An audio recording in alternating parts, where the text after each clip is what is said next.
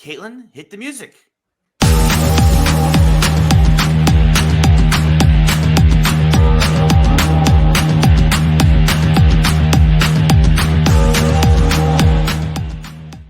Good morning, good afternoon, good evening, wherever you are and whenever you're listening to us, we hope it is good. Welcome to a very special edition of the Geeks Who Like Sports Leaderboard Interviews. As always, I am Ray Carcello in beautiful Los Angeles, California. Joined by my best friend in the entire world in Philadelphia, Pennsylvania, Lee Elias. And our special guest today is the one and only. He is a co-host of the Who Would Win podcast. Their episode, Dr. Robotnik versus Captain America, just dropped.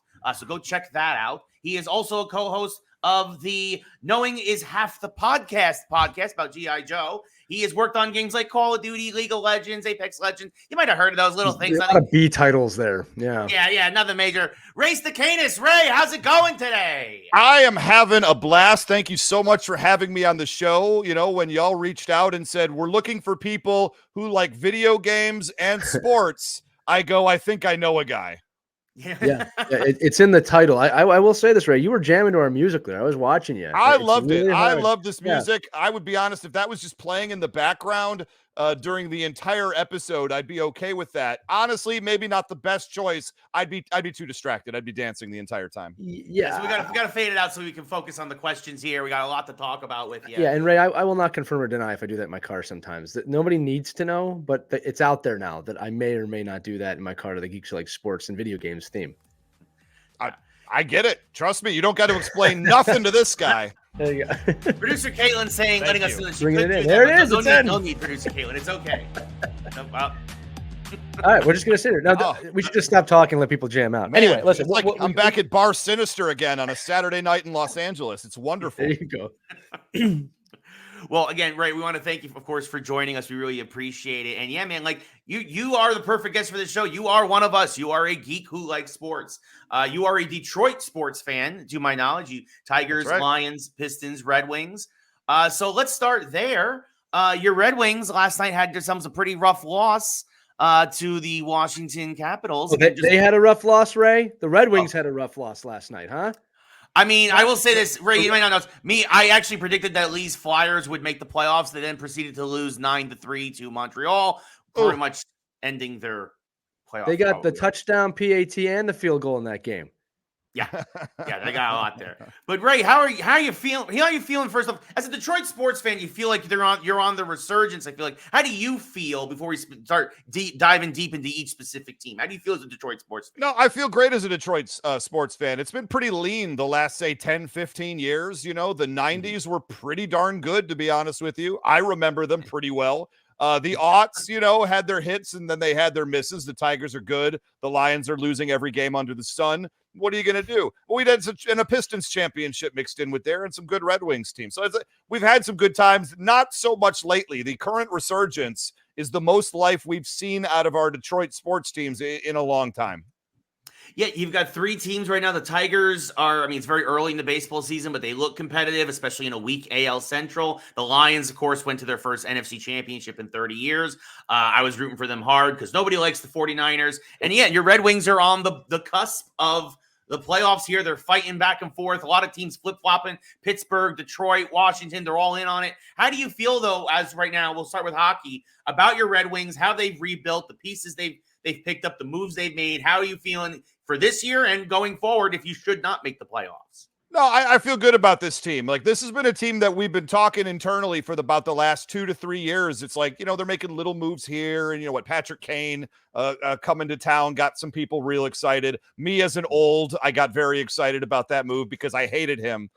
So if you ever in hockey, my thing is if you can bring in somebody that you absolutely hate, you're going to love them when they play for you. Is just generally how I feel about it. Like when we got back in the day, we got Dominik Hasek.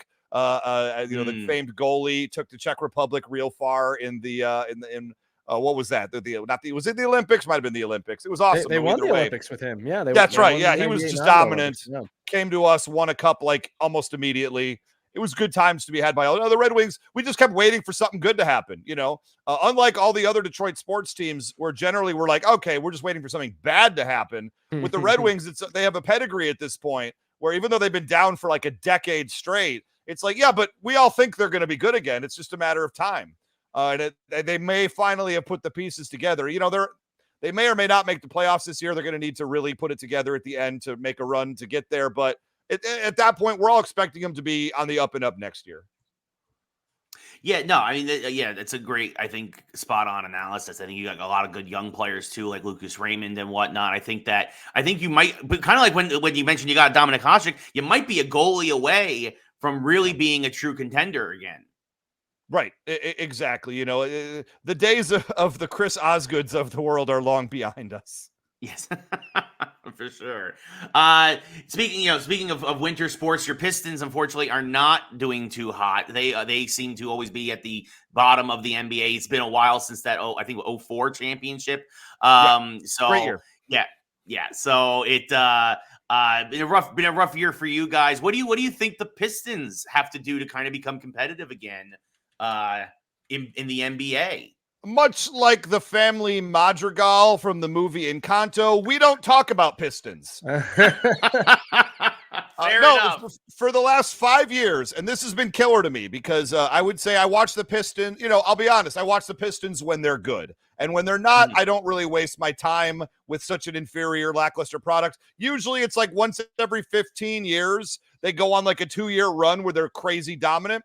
And then they just disappear again. And then, you know, so it's sort of like the eclipse, you know, I'll know it when it's in the sky and I'll come outside and check it out. But for Pistons fans in the zeitgeist for the last 5 years, every year we just hear, okay, yeah, they're the worst team in the NBA this year. But the draft picks, they just drafted the best they've ever done. And then they got Cade Cunningham, you know, and then they got a couple other guys. And then, okay, but next year they're really going to like show something. And then next year happens like, okay, I know they're the worst team in the NBA this year, but these draft picks they got and the young talent, next year. And that was like 3 years ago. And every year it's the same thing. Well, guys, with this much talent, obviously, and then they have the worst record in the NBA, like 4 out of the last 5 years or something silly like that. And I just go, guys, call me when they're there. Stop telling me they're on the way. Tell me when they're at my door and I will be happy to open it. I've made that mistake too many years to even be bothered with it. And because on paper, this team should be very, very good. And they're terrible. And I don't know what to make of it. And I don't like thinking about it when I have a lot of aspersions in front of me. We don't talk about Pistons. We should make a whole song. Oh, no. Yeah, we could do a whole song about that. I'll spare you both, though. I kind of feel your pain though, because I'm a Knicks fan, and like I feel like for many years it was a similar situation where it was we're going to be good, we're going to be good, we're going to be all right, Ray, we're going to be competitive. I'm cutting you off. You don't. No, in the last couple of years though, the Knicks have been good. Don't the Knicks ever get to complain Finally. as a New York sports fan ever. I can absolutely. When is the New York team going to win anything? For gosh sakes. It's been terrible 15 for New York years. fans. Oh my God, it's been 15 years. Wow, what a pain you must be feeling inside of you. Oh my God, to be fair, the Knicks have never won in my lifetime, though. To be fair, I'm talking about the Knicks basketball. will never win in your lifetime. That's okay. You're probably still right, but I think this year Eastern Conference Final is our peak. We'll lose the Celtics in the Eastern Conference Final, but. We'll see. I'm just going to reiterate. You had a youth with your sports teams. My youth with my sports teams was Eric Lindros getting knocked out by Scott Stevens. That ended my youth. And also, the Detroit Red Wings played heavily into that in 1997. We did. Thank you, we sir. Did. I was going to say, you bring up the Flyers. All I think about is that one season. It was brutal. Feel good about it. Not going to lie. Oh, you should feel good. Yeah. It was a clean sweep of at the time the most dominant team in the NHL. They were scary. That's the thing. Yeah. People don't even remember that how good Philly was that year. They were almost unstoppable that year, and they swept the floor almost with the Rangers that year, who had won the year before, a couple of years before. I'm not making fun of the Rangers; they were just a very dominant team, the Flyers. But that Detroit Red Wings team had felt a lot of pain, and that's what surged them through. They lost in the final the year before. It was just an amazing run. 2 years prior. I apologize. It was an amazing run. You lost to 95, and you came back 1-2 in a row, 2 sweeps too. You swept Washington the next year as well. Well, they got pissed at a certain point and just decided to just put it away, Yeah, that and Steve Yzerman played two-way hockey and became the best two-way player in history. And then, having 10 or 12 Hall of Fame goaltenders in a row, apparently that's a key to success. Who knew stopping goals could win you hockey games? Crazy. Yeah, don't bring logic to this. No, exactly, right? It's an amazing time. But no, I tease with Ray all the time. I will say it has been a drought for New York.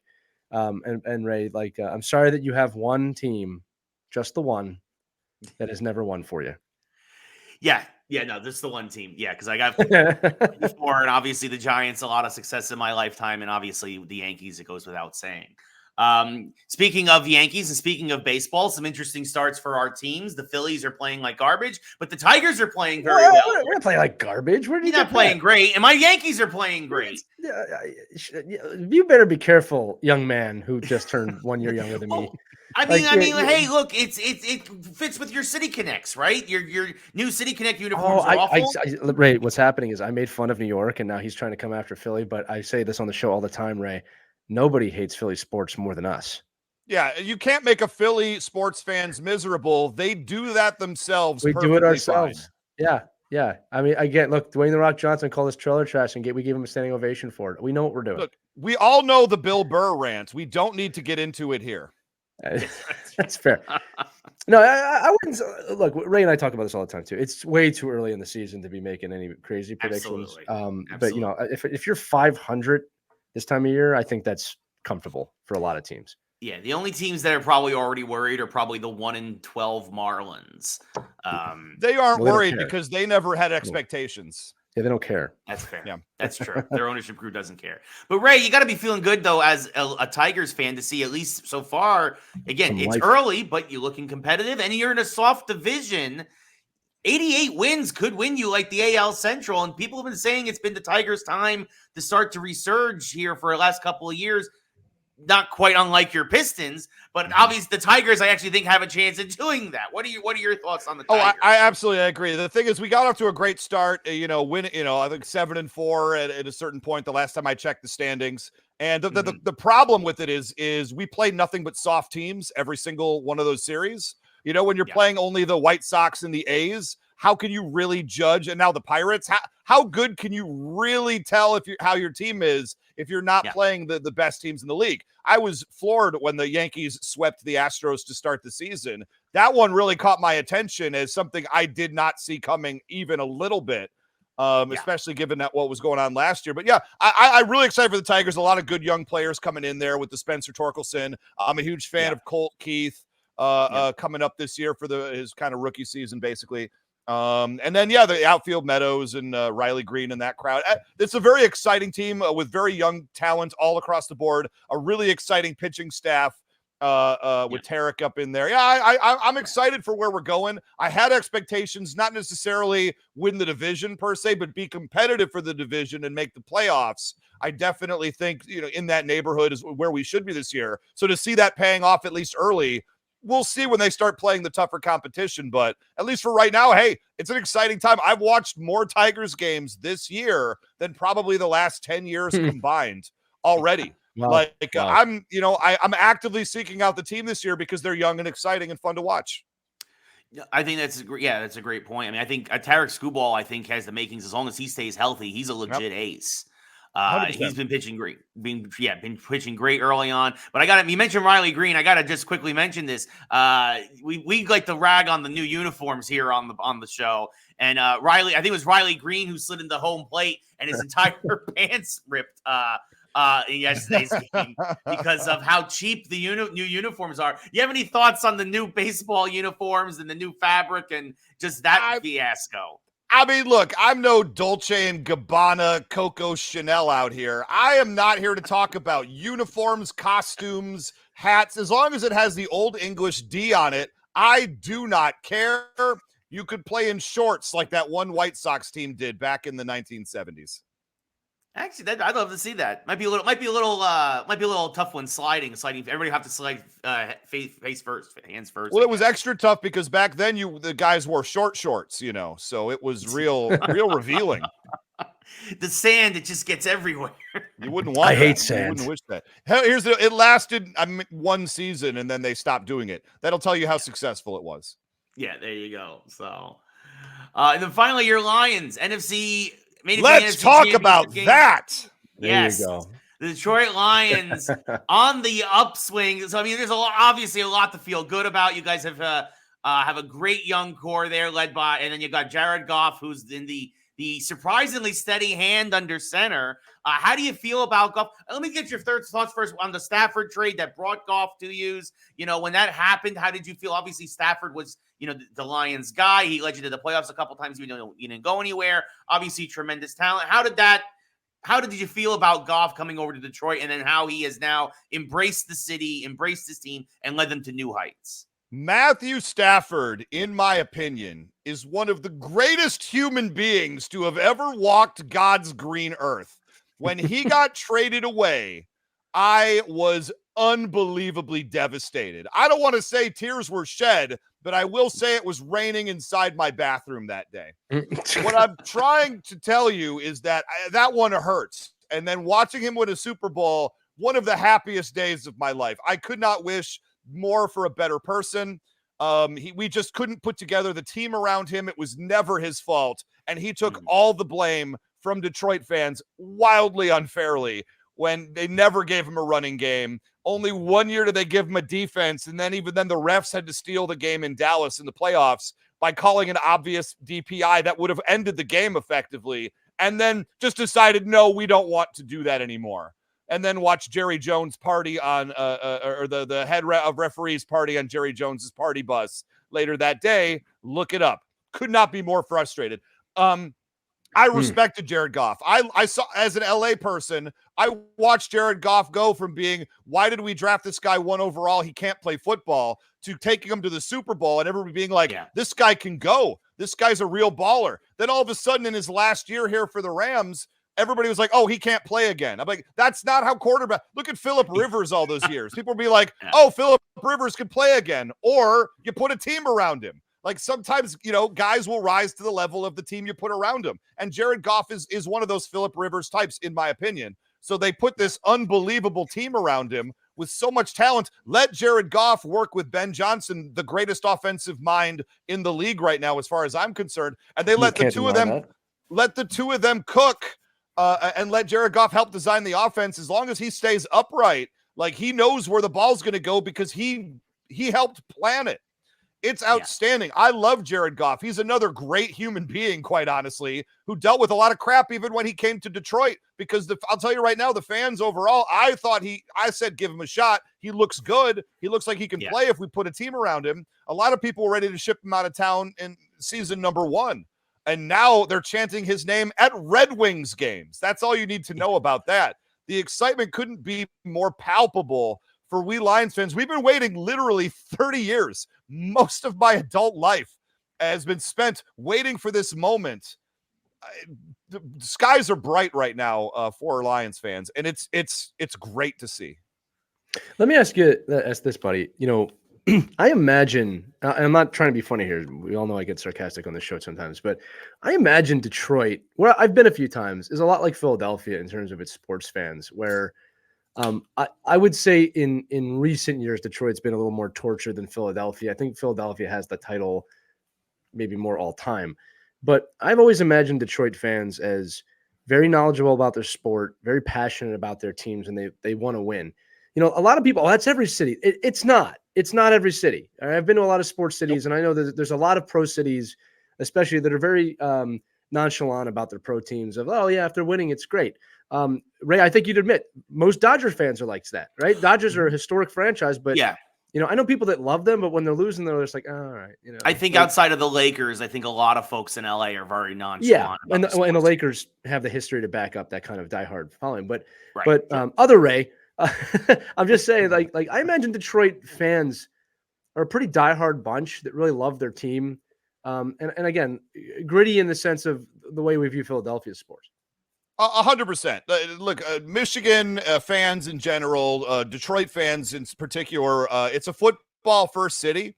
And a lot of people don't know that because the Lions have been down for so long. People think that we're like hockey town or, it's a big baseball. And we love all of the above. We love all of our teams. We will be there for all of our teams. But you got to give us a reason to show up, right? For sure. At least when the Pistons traded for Blake Griffin, there was a little bit of excitement around the team, and then the fans showed up for it, even though they weren't going anywhere. At least you showed us that you care. And if you can't show us you care, why should we care? Yeah, that's exactly like it is here. It's funny when I look at the two cities, like the Detroit Pistons of the 70s and 80s kind of resemble the Broad Street Bullies a little bit in terms of toughness.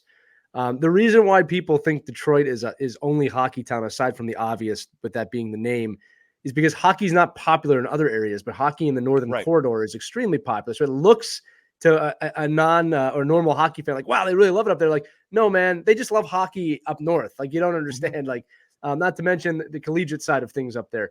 But yeah, thanks for confirming that, man. Because I always had kind of Detroit to me was always like, I kind of get it.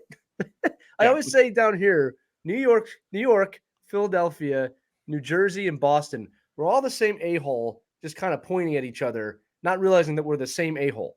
Right? Like, no, we're the better a-hole. It's the Spider-Man meme. It's totally that, But it's 100% true. You can be a-holes with us, Ray. That's what I'm trying to say. You left one thing out. It's that, you do have those 4 sports fans. But the thing is, Boston, New York, and New Jersey sports fans will all agree Philadelphia is the worst a-holes. See, that's the thing. Yeah, no. All three of them are pointing at each other like Spider-Man, but you're in the middle. Yeah, but we agree. And we wear that like a badge of pride. You have to know that. It's true. No, and I will say Detroit sports fans, I would say we're different. We're different than the angry East Coast people. We're more just like tough it out Northerners than we are, because we're not relevant. Philadelphia is about as far west as you can go and still be somewhat relevant, although not as much as the other places you mentioned. Let's be real. And Detroit, we know that we're not being considered. And so we show up, we get loud, we have a good time. I think that generally speaking, as far as fandoms go, Detroit fans are a lot kinder to outsiders and allowing of that. I remember this because I used to be a Lions season ticket holder when I lived in Detroit, in that area. And I would say Philadelphia New York fans, when they came to town, we were not happy. They were loud, arrogant. They often won, beat us, in Detroit. It was never fun. But Philadelphia fans did just take it to a whole other level. I was at a Lions-Eagles game back in the early aughts, and both teams were fairly competitive a little bit at that time. And you guys beat us something like 42-6 at Ford Field. And I've never been more angry and upset and ready to throw down against an entire city than when Terrell Owens caught a touchdown in the end zone. Obviously, that's where you catch touchdowns. He looks up into the crowd. I swear to God, I had end zone season tickets. He looks at me specifically directly in the eye, puts the ball down, puts one foot on the ball, and does the slowest salute you could ever see directly at me. And I was ready to go onto the field and take him on right there. Now, I wouldn't have won that confrontation, but that's the level of rage that Philadelphia fans, by their nature, bring up in opposing fans. And Ray, I'll tell you that I really appreciate you bringing up your admiration for us. This is how Philadelphia fans will interpret what you're saying, of that graded admiration of hatred for us. No, look, I'll tell you this, joking aside, buddy, and Ray knows this about me. Look, I'm a sports fan, sports coach, sports guy. So I have a lot of respect for most fan bases. Philadelphia fans absolutely take it too far most of the time. But it's part of the identity of that city, that sports fan base, and they've embraced it wholly. And you gotta respect the embracement of an identity. I'm not going to say that it's a great identity overall, because I do think it gets us in trouble more than often than not. But look, I've been to games at Little Caesars, and I've obviously been by Ford Field and the baseball field. I went to a Detroit Red Wings game a couple of years ago. They got completely demolished. The fans were the nicest people in the world. So it's almost weird. They're like, well, that sucked. Let's go get some pizza. And I was like, oh, okay, wow. Where that's not what happens in Philadelphia when our teams lose. It's the season's over. Throw in the towel. This team sucks.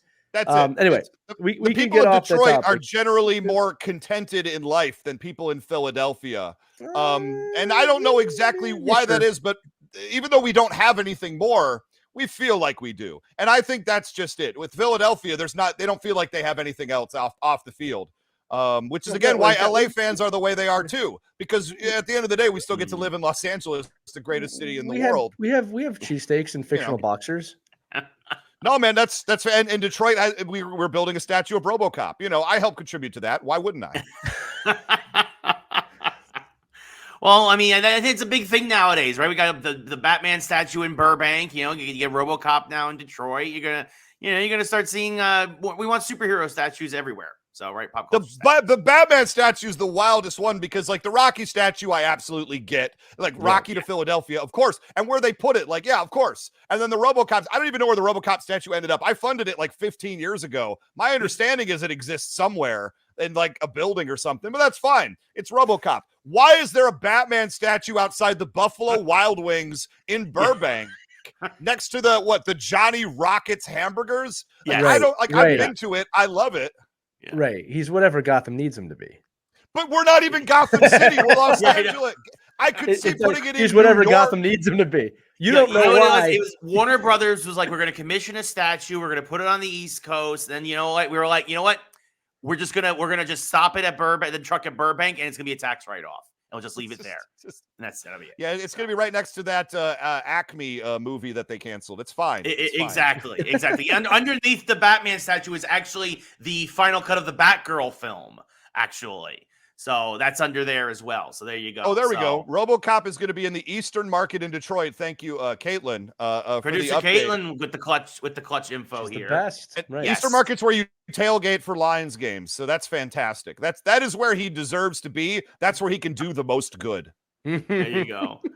Oh man. So you mentioned pizza. I got to really quickly know: are you a Detroit style pizza guy? Are you Chicago? Or are you New York? There's another style of pizza other than Detroit style pizza. I'm confused. Pizza. Because in my world, there is only Detroit pizza, and then there's all the other slop that exists. Oh, dude, no. I am sorry, my friend. Like you guys, I didn't even realize Detroit had its own pizza, and we don't want you to know about it. Chicago, it's just crusty Chicago pizza. Are you sure you're not as Philadelphia as you think? You don't want to share your pizza and you're ripping me? Come on, buddy.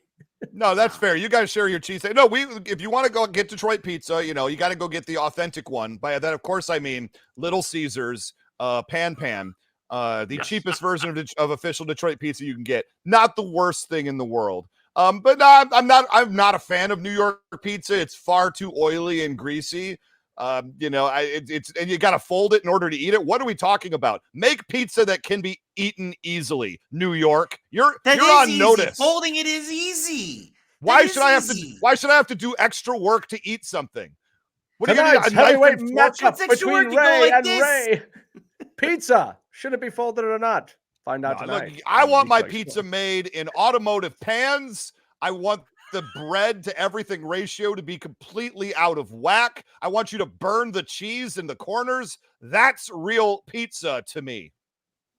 No, the fact that you burn the pizza at all doesn't make it pizza. He just goes, no. Much like when you have to cook an onion for it to be delicious, you have to burn cheese to make it really great. I believe the immortal Jon Stewart was correct in the fact that they call it Detroit pizza, Chicago pizza. But in New York, they just call it pizza. Yeah, there you go. That's because that's all they know. New Yorkers are myopic. I don't know if you knew this.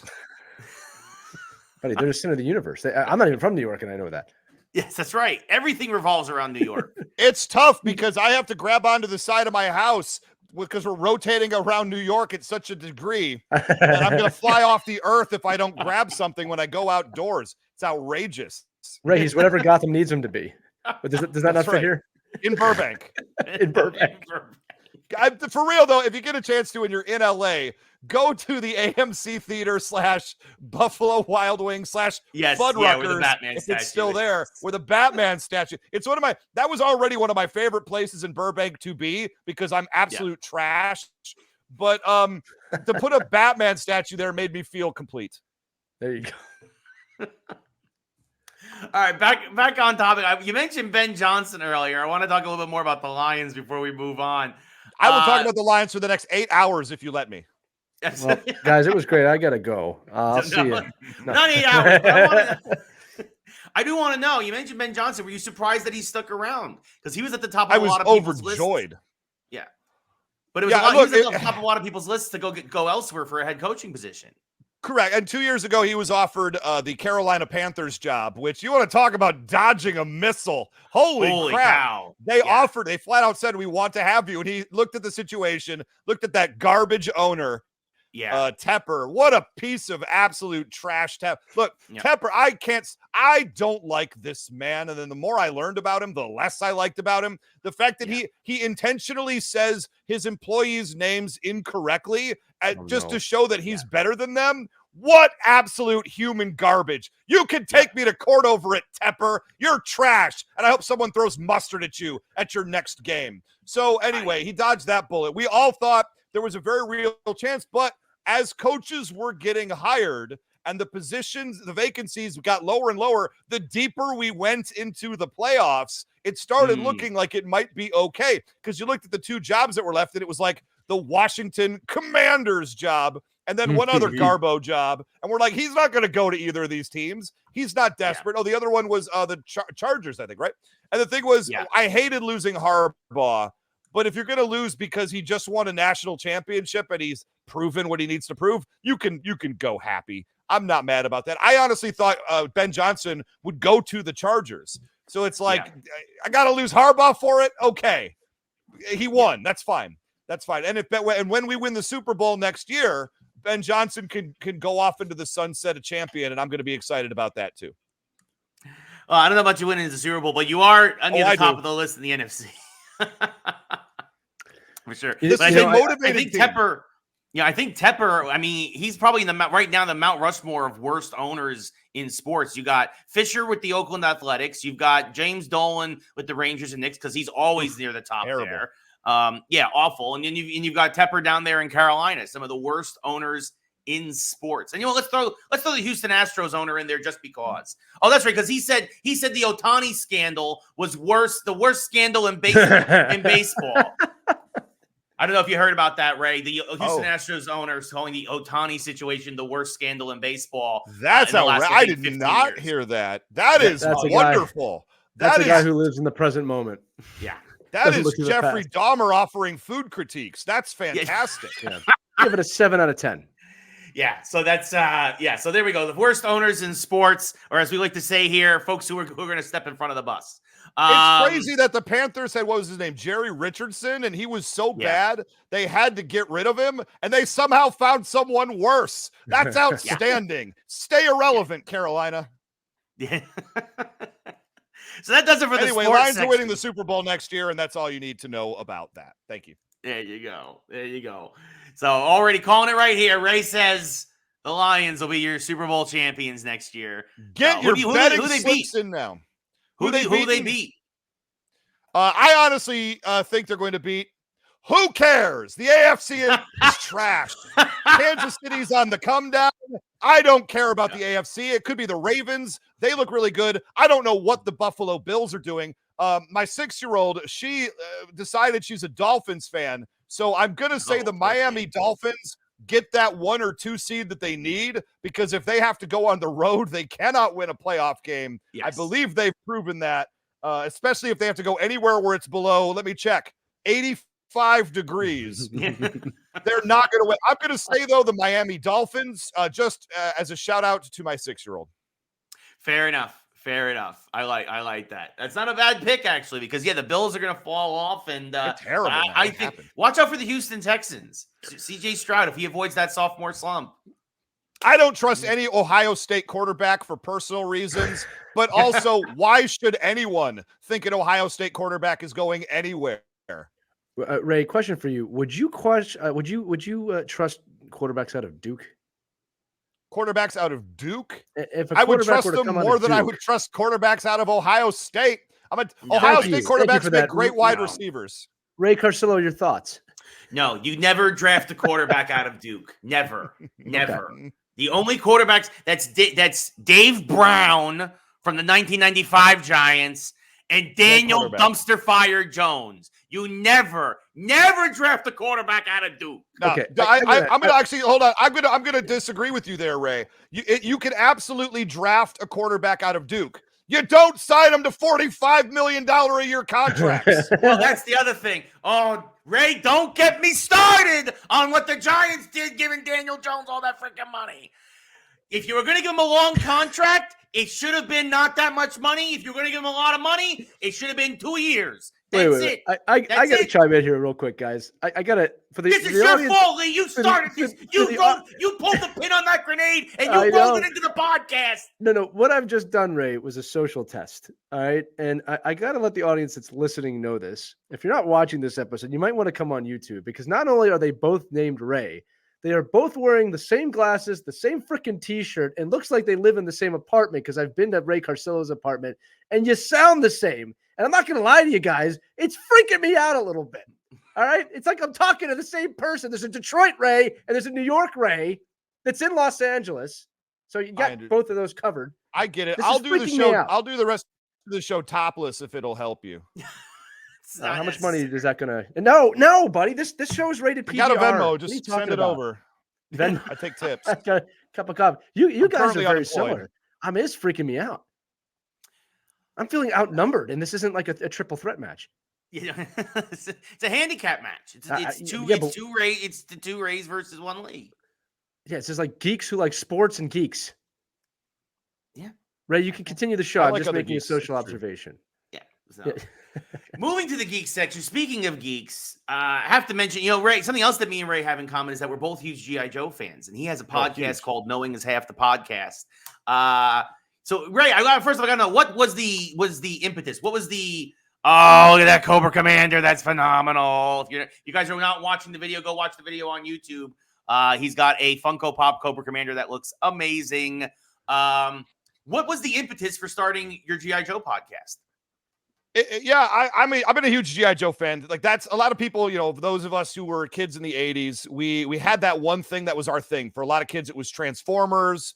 Some kids were really into He-Man or Thundercats. For me, it was always G.I. Joe number 1, 2, and 3. Huge fan, had a ton of the toys, vehicles, action sets. Like, just G.I. Joe was absolutely my life when I was a kid. And then it never really left me. I still really enjoyed it. Started reading some of the comic books from IDW when they came out in the early aughts, and I thought they did a phenomenal job with the storytelling. The live action movies, I wouldn't say those kept me on board very much, but we've been doing the G.I. Joe Knowing Is Half the Podcast show since 2015. We started the show on July 4th because it made the most sense to be the most memorable day to start the G.I. Joe show. And it's myself, who's I'm a massive fan. I love the property. I wanted an excuse to go back and rewatch all of the original series again. I was talking with my podcast friend and partner, Robert Clark Chan. We talked about doing a show together. And he'd been doing a series of podcasts. I've been doing a series of other podcasts, sports podcasts and whatnot. And we're just like, we got to get the hook together. We got to figure out what we want to do. So I said, I got an idea. I don't know if it's going to work. I brought over a random DVD. I just pulled it out of this pile of DVDs of G.I. Joe cartoons. I said, let's watch a random episode of this. You tell me if there's enough here that we could do a funny show. And it happened to be a season 2 OG G.I. Joe show where Sergeant Slaughter and the crew get abducted by aliens and sent back in time to ancient Greece. And Sergeant Slaughter has to perform the trials of Heracles. And we watch this, and he's just like, I watched this a little bit. I was never a big G.I. Joe fan, but holy crap, yes, there's enough in this show we can have a field day with and do a good time with. So we said we need a third person. We need somebody who comes from a different perspective than us. And bless her, TV's Gina Ippolito, TV writer, comedy extraordinaire, had no knowledge of G.I. Joe at all. But ended up it was an animation writer. And so she came on as our third wheel, and it completed the triad. And we've been going now for almost 9 years talking about, we've done all of original G.I. Joe, all of Deke era G.I. Joe from the early 90s. We've done all of G.I. Joe Extreme from the mid 90s. Currently, we're getting pretty close to the end of G.I. Joe Sigma 6 from the mid 2000s, which is the anime inspired G.I. Joe. And it is everything you think, warts and all, would you be if anime G.I. Joe existed. It is something else. And then we've got more G.I. Joe after that. They made 2 seasons of a show called Renegades, and then G.I. Joe Resolute. Yeah. And then there's a new G.I. Joe show coming out that they're working on right now, including the live action movies. Plus we mix it in with a bunch of other 80s and 90s cartoons. We try to find the worst of the worst, the weirdest of the weirdest. We're doing Rubik the Amazing Cube, Turbo Teen, Anything we can really find. We just did an episode of, or it's about to come out maybe, of the Charlie Chan and the Amazing Chan Clan from, I believe, the 1970s, which is not very good. I was gonna say I don't think that one's in my animation background repertoire. Actually, so yeah, nor should it be. That's a deep cut. That's a deep cut, right? We go deep. G.I. Joe's are one of my personal favorites too. I also love the fun fact that that's one of the first shows that Bruce Timm, of course, of Batman the Animated Series worked on. He did backgrounds on that and whatnot. And it's just there's just so much great stuff that comes from G.I. Joe. I gotta ask, who is your favorite G.I. Joe? Man, that's so tough. Growing up as a kid, I was a huge fan, believe it or not, of course, Cobra Commander, of course. But Barbecue had the greatest aesthetic. I loved the all red full body suit that he used to wear. He carried an axe around it, had a flame. This guy's cool. Growing up more, I would say my favorite characters have become more Sergeant Slaughter, of course. Shipwreck is just a monument to joy. And just wonderful. These are all some of my favorites. I love them all, though. Don't make me pick. They're all my kids. Yeah, Sergeant Slaughter has always been, I think, at the top of my list, because also as a wrestling fan growing up and the crossover there, and then Gung Ho was always a favorite of mine. So yeah, definitely near the top there. Yeah, but it's hard to choose. Especially because the roster's always growing and changing, and it's interesting because again, you mentioned all the different cartoons. It's who are they going to keep? Who are they going to add? Who are they going to reimagine? Because obviously, there's sometimes they do a bigger roster, sometimes they do a smaller roster. I think Renegades only had it was like a half dozen of them, I think, at one point. Yeah, a lot. Yeah. The original show really focused on everybody until The Simpsons came around and hit its 30th season. G.I. Joe had the biggest roster of characters for any animated show or any show ever. Just so many. And they would always be, every episode feature a different character, and when you'd see them all and they'd all interact in each other's adventures, and it was great. And then the future seasons started happening. They did pare the roster down to say 10 to 12 Joes that we're going to focus on. Maybe we'll have people come and go as we do it. And even in Sigma 6, where we're at right now, there's 7 or 8 Joe members. It is what it is. It's fine if you like those characters. Sure. Well, and that's the risk you run, right? Is that for some of us, like you mentioned, if you have a smaller roster and it's oh, my guy was left off. It's hard to keep up. But you're in the game industry, I'm in the game industry. Ray, are we ever going to get a good G.I. Joe video game? I would argue that we already have had a few. I would say that the one for the original Nintendo system was it? I forget what something Cobra's Return or something like that. The one I really liked the one where it was a side-scrolling adventure, and you got to pick which Joe you wanted to take on which mission, and you could mix and match based on strengths and weaknesses. Some levels would be harder than others. Mega Man. Yeah, it was Mega Man style, and I thought that was pretty cool, especially back in the day. You didn't get that kind of variety.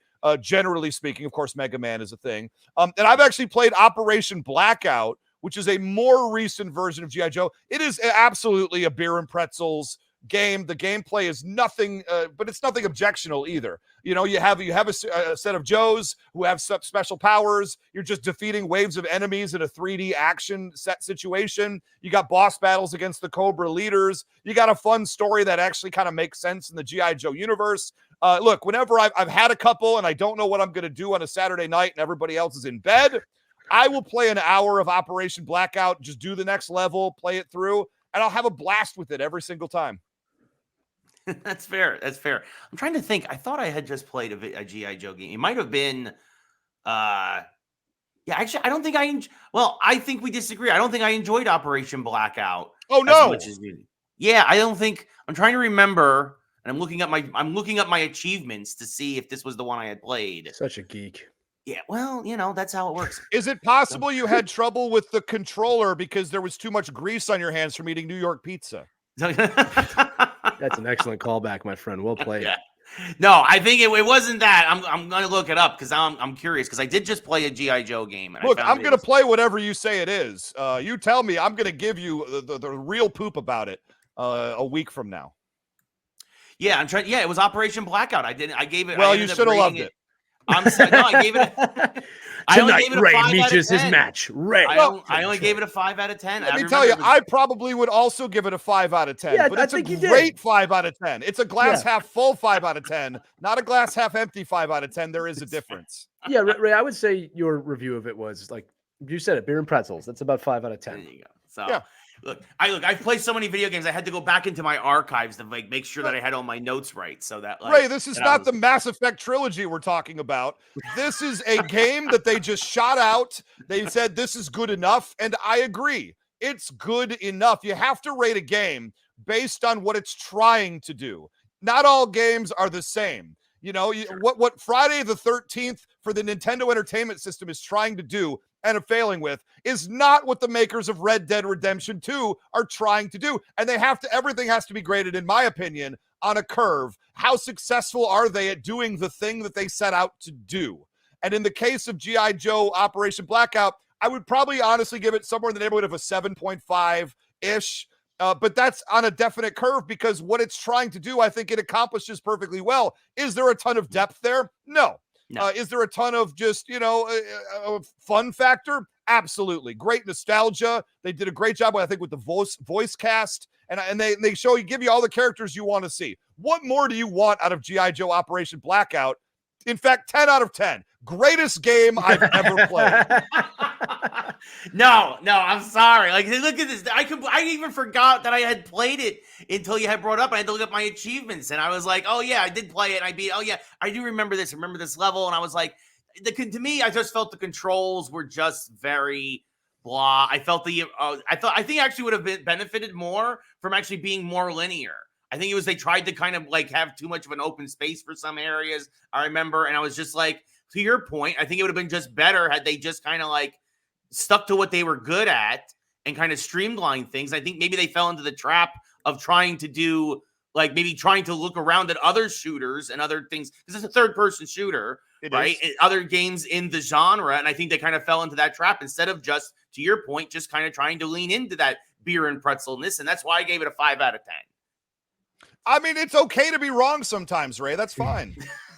Go get your burnt cheese pizza, and you can go play your G.I. Joe Operation Black. I'm going to move on and hope that someday, we're going to get ourselves a proper, grand scale, really epic G.I. Joe game. So, well, we'll see if we get a tie-in. G.I. Joes were great. Well, we got the new comic book series that just came out. We have the new animated series that's still in the works right now. So maybe there will be a tie-in video game at some point, and maybe it will hit the notes that you like. I know that it will hit the notes I like because it will exist. Fair enough. Lee, do you have any thoughts on G.I. Joe? I'm enjoying watching you both go at each other. I don't know if you can see it on my I don't know if you can see it on my shelf over here. I've got G.I. Joe Mission Critical, the miniatures board game, where you take members and many expansions because I am bad with money.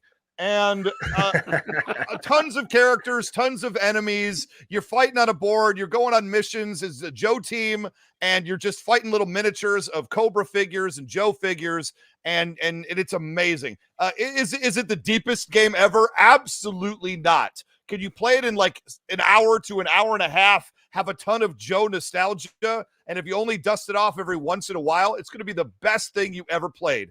I just wanted to bring that up. Sorry, Lee, I'm stepping all over you. I told you I'm enamored by watching the both of you interact right now. Like, buddy, Ray, I'm the sports guy on this show. I'm a big geek, but not like you two with this stuff. But I will tell you this, Ray, your passion for G.I. Joe and the way you just described that board game is infectious. I mean, you are absolutely the right person to be doing this. I have a battle android trooper. I was just about to say that's a battle android trooper. The bat's created specifically because back in the 80s you couldn't kill anyone, but you could destroy robots. You could destroy they leaned on that way too heavily. Can you kill people now, Ray? I think they're a little more lenient with like knocking people off, sure, but like definitely in the 80s, it was like that's why you had red lasers and blue lasers. You couldn't show bullets or things like that. You had to be lasers, and that's the same thing. Ninja Turtles. That's why they made the foot soldiers robots. It was the exact same rule. It was actually 100%. Batman the animated series that started to break down those barriers a bit in the early 90s, but in the 80s. Yeah, no, that's why they were always robot enemies. So this way the heroes had something to blow up. He's whatever Gotham needs him to be. It's true. And you'd have to be a real crazy person to have 3 G.I. Joe related Funko Pops at your desk. Oh my God, there's a Zartan too. Yeah, oh my God. Oh my God. What is happening? What am I doing with life? You're doing it right, my friend. You're doing it right. Zartan dressed as Storm Shadow as he goes to kill the Soft Master? So Hard Master, sir. Hard Please Master. get your lore. I couldn't be more angry at you. The Detroit pizza was one thing. But lore erroring and I always get the masters mixed up. I'm so sorry. There's nothing soft about the Arishikage clan. Doctor Who, huh? You guys, Doctor Who? No, just me? Okay, I'll be over here in the corner. I thought it was weird that they were talking about a new doctor coming out, some guy, because I thought to myself, Doctor Who can't be male. He's already out. It's already done. It's outrageous. Why are they gender swapping Doctor Who to a guy? That's stupid. Oh, buddy, if you didn't see the entire 60th anniversary special, it goes so much farther beyond that. I don't know if you had a chance to see it. Doctor Who. Your argument, sarcastic though it be, is actually off. That's not even in deep end right now. So Doctor Who fans, I love where they're going. But yes, it's been a crazy year there for Doctor Who. I hear it's great. The people who love Doctor Who, bless them. Like, it's been going on. Like, I watched Doctor Who when I was a kid and thought it was the worst garbage I'd ever seen in my entire life. But this is also it may as well, if it wasn't in black and white with, on a BBC stage for $1.50. And I honestly, I watched some clips of some more recent episodes. It was $1.50. Pound 50 farthings. And I watched some more recent, from the mid 2000s Doctor Who. And I couldn't tell the difference, but I'm glad that you guys are liking it. And that's all that really matters. Like what you like. I don't have to like everything. Ray over here thinks Operation Blackout isn't very good. Not everybody, has to like everything. Yeah, I wouldn't say I'm a Whovian by any count. I have the things that I love, but I've enjoyed the recent changeover and what they've done over the last few years. But no, Doctor Who's probably not my property. I'm the people who are excited about it. People who are excited about it are very, very excited about it. And then the people who are, generally speaking, trash human beings are very upset about it. That's how I know they're going in the right direction. Yeah. That's right. I agree with you.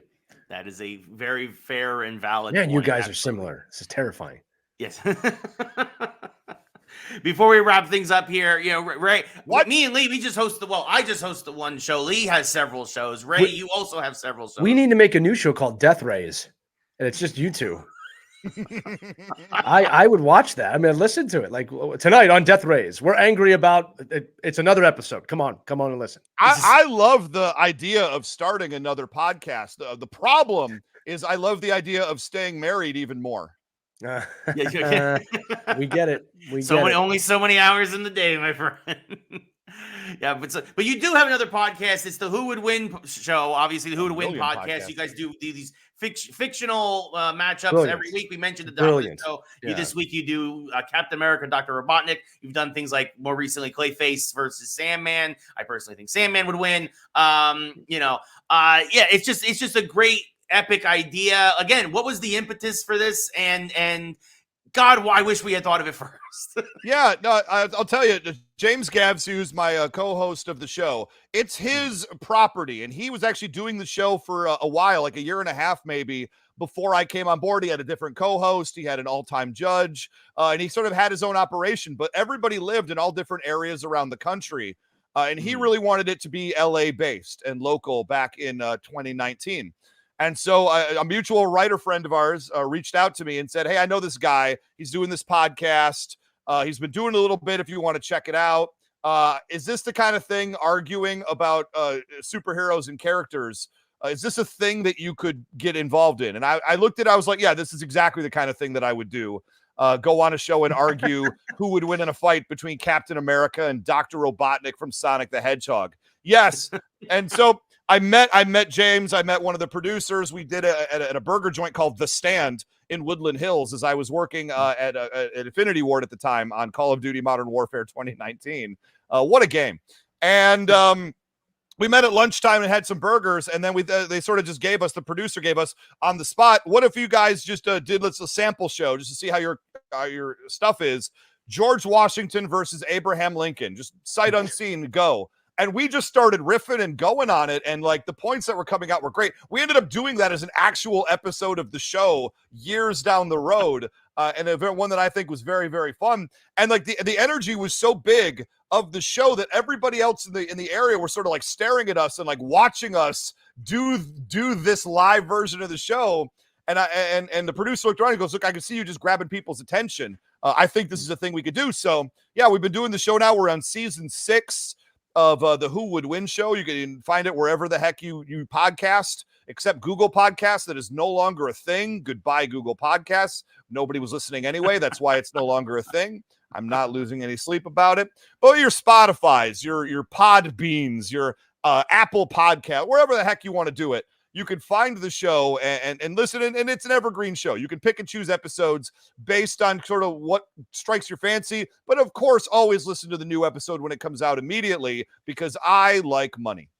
So wait, who won, George Washington or Abe Lincoln? Because I guess you got to listen to the show to find out. I would say George Washington. I would say George Washington in a heartbeat. I mean, yes. These but more general... like Ray said, we're going to have to go listen to find out. No, I'm debating it right now, Ray. Ray, I'm talking to both of you.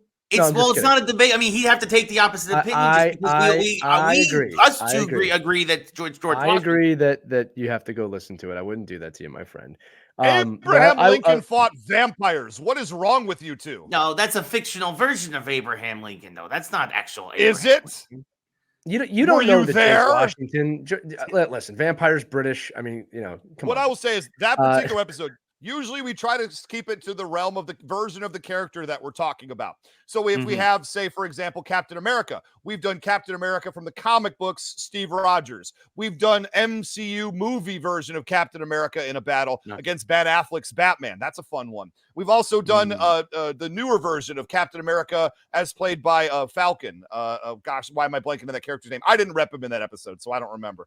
But the new Captain America from comic books. So we've done all that with the George Washington versus Abraham Lincoln. And what makes that episode so special to me is for the first 2 points, we keep it down to like, oh, these are the battles that he fought on the battlefield. These are the ways that Abraham Lincoln actually turned out he was a professional wrestler. If you didn't know that, Honest Abe was his ring name. And so we get into all of these details. And then in point number 3, both of us just decide to go to absolute crazy town. And I was repping George Washington in that battle. So I brought up his great appearance, and who could forget it, Assassin's Creed 3, when he had magical spheres. And became a tyrant and had magic powers. And then James brought up Abraham Lincoln and his ability with fighting vampires. And the whole episode goes, usually we keep it contained. This one we just let explode. Well, that's a promo for that episode, 1,000,000%. And look, I'm going to say this too. In a time period where professional athletes will stare directly into the sun for 30 minutes at a time, you bet your butt I want to know who's going to beat Robotnik or Captain America on a podcast. That is you're doing it correct, my friend. We understand. Thank you. We understand each other. It's a really fun show. And, I used to be a professional wrestler back in the day. I don't so much do that now because I'm old and broken. But back in the day, I was strong and fit and was able to do it. So I told James when we do the show, I say, look, I like the idea for your show. I would love to be your new co-host on the show and replace the person who you've done what I would call the preseason with.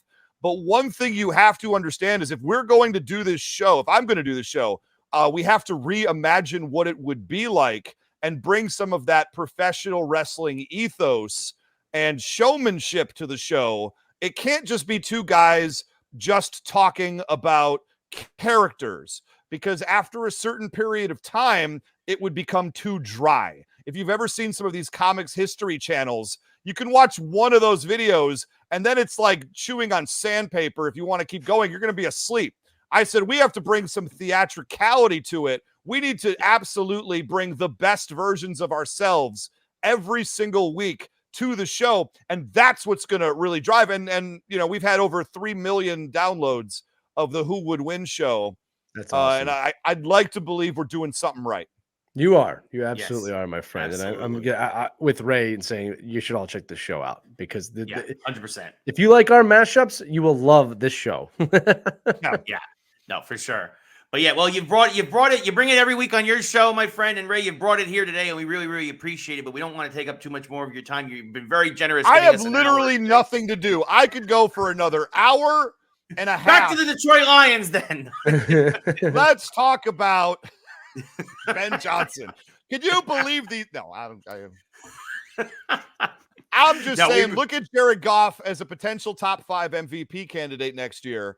I believe they are going to. We lost Josh Reynolds to the Broncos, which is okay. I miss Josh Reynolds. He had great chemistry, but those 2 drops in the second half of the NFC Championship game really hurt my soul. He's because he was so clutch all year round. Won us games, flat out won us important games, and in the most important game, he just could not answer the bell.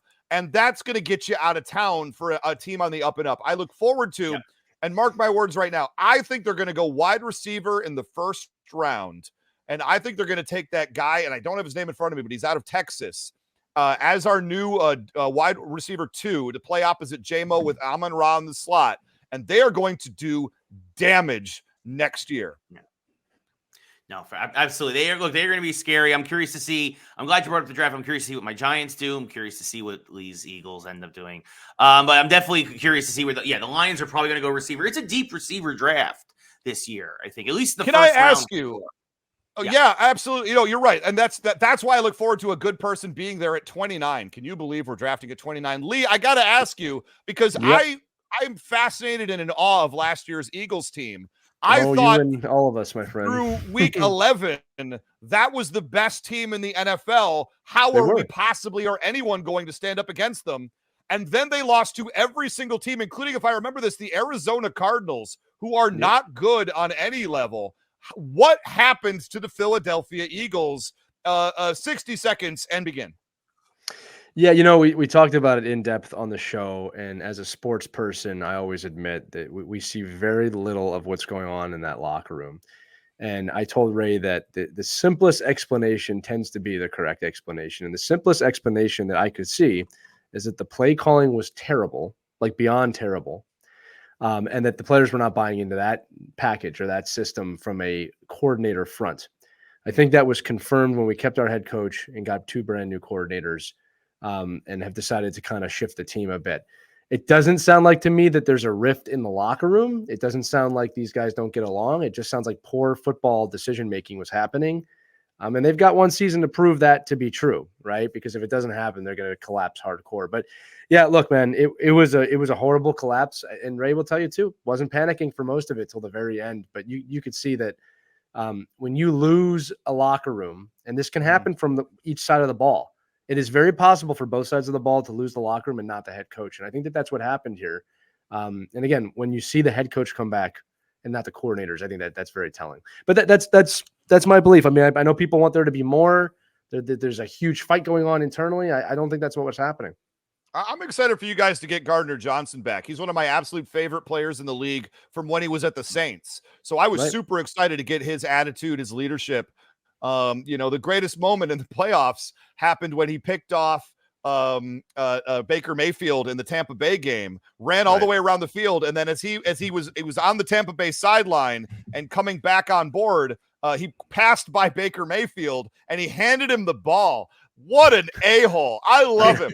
I love him. That was a baller put you on the gridiron, buddy. But it's a very hard collapse to explain.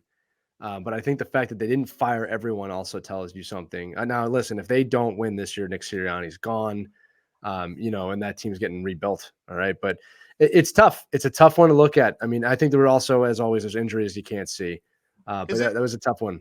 Is it possible? And I'm just spitballing. I'm not trying to be cruel, but is it possible that there's just no leadership from the players? Like Jalen Hurts obviously is a tremendous talent. He can do so many good things. But is he having the same problem so many other quarterbacks have had? He can't get over the hump because he's just not that type of leader. Well, a few things. One, yes, it's very possible, but let's also take a step back. He took this team to a Super Bowl once already. He didn't have the worst season of all time last year. I'm not ready to throw it into that loop yet. If this was 5 years in a row of really mediocre football, I would say that. But no, look, man, it's really, really hard to win it's really hard to win. The key, I think, is, are you competitive year to year?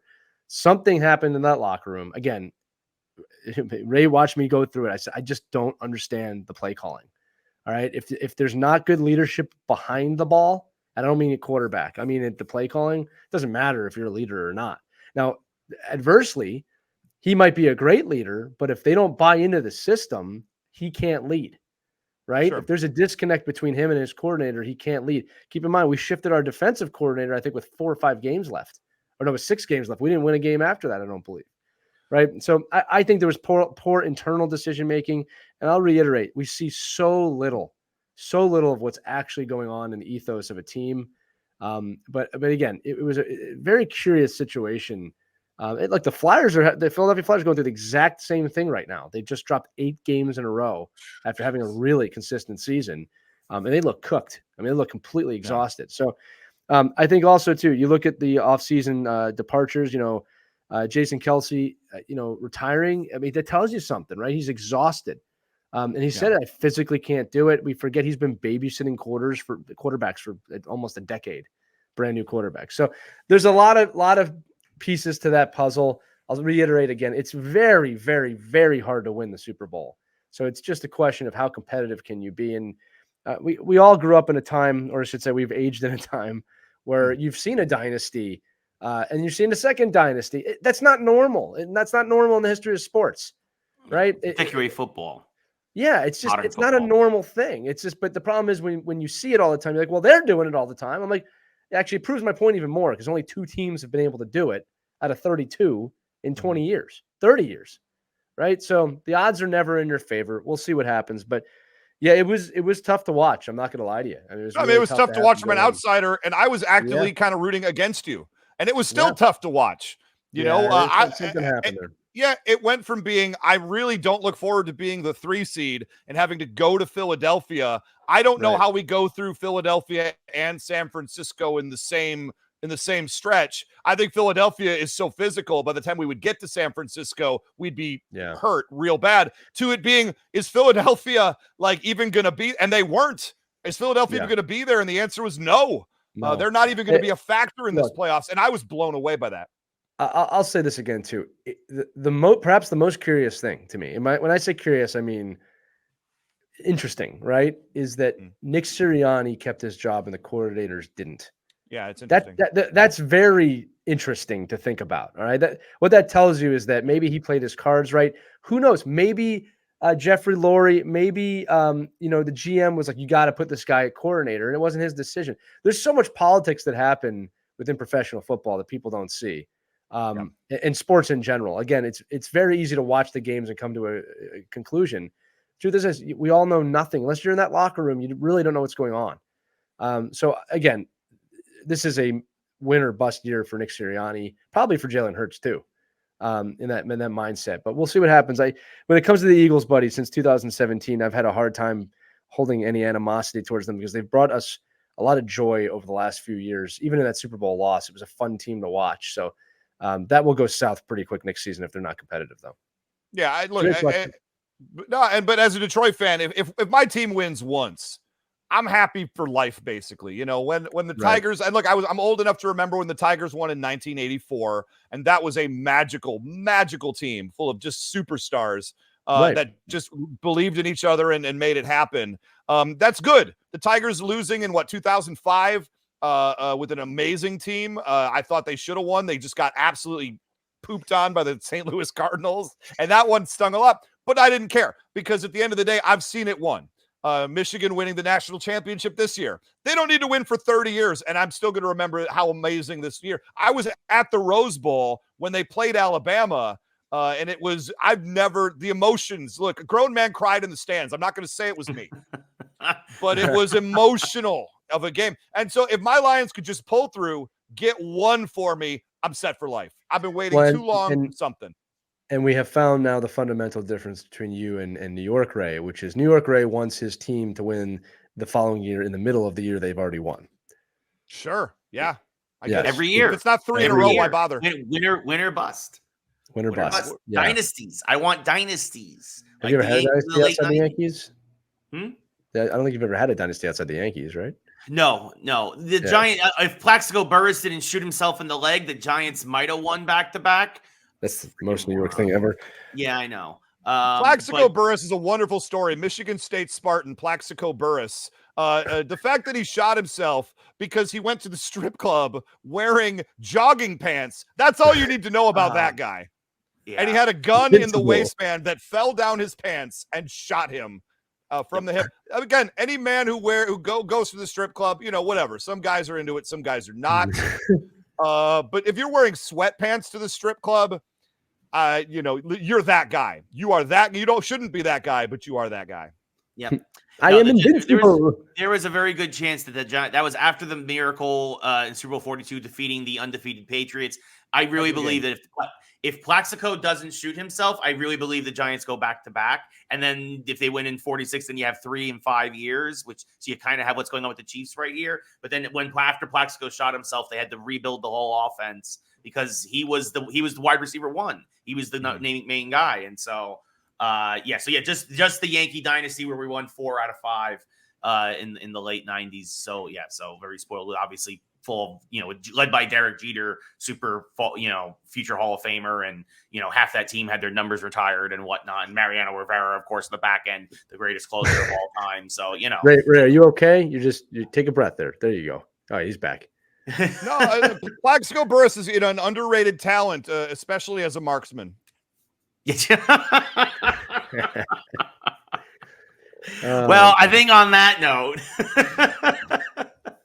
again, the shows knowing is half the podcast, and who would win? You can get them wherever you get your podcasts, Apple Podcasts, Spotify, all those fun places. No longer Google Podcasts. Could I add one? Yeah, don't do Google Podcasts. Yeah, because I have a third show that's got a new episode coming out relatively soon.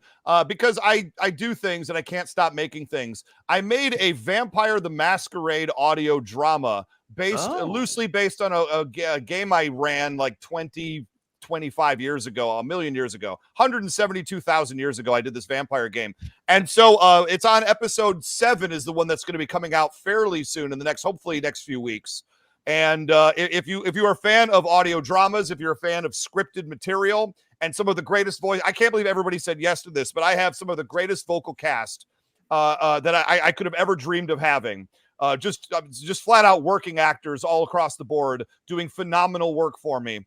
And I'm just blessed to have it. But I've been writing and editing and producing the show. It's got all original music from a top tier composer, and I'm very, very proud of that. Like that's like the big thing that I'd like to show more than anything else. Listen to my other shows if you want to see me yell about stuff. If you want to see something that's kind of my pet project and the thing I care about the most and put out the least, you can go to vampiredetroit.com, or you can go find Reclaimed Detroit, a Vampire the Masquerade audio drama, wherever you podcast as well. That's the one that I would love it. Give me some listens there. Some 5-star reviews would be very helpful for the algo, as we kids say in the streets. And vampiredetroit.com. That's the one. If you like vampire stuff, if you like sort of darker, mystery-based, character-driven stuff, give it a go. I would love to see you there. That's awesome. Yeah, so absolutely. Yeah, definitely. Listen to what Ray just said. Go listen to all his shows, including was it vampiredetroit.com. That's right. And yeah, that's phenomenal. That's great. Actually, I've done some acting in some narrative podcasts myself, actually. So yeah, I play, and believe this, I do, me too. I do some VO work. Heck, let's just keep plugging stuff. There's a channel called The Mortalverse that does Justice League and DC Comics audio dramas, not affiliated. It's fan produced, but I play a character. It's an obscure DC character named Batman on that show. He's whatever Gotham needs him to be. That's, and it's weird that maybe this is why I love that statue in Burbank so much, because I just see myself. It's like a statue of me, basically. But I play Batman in all of their properties and just got asked to do more.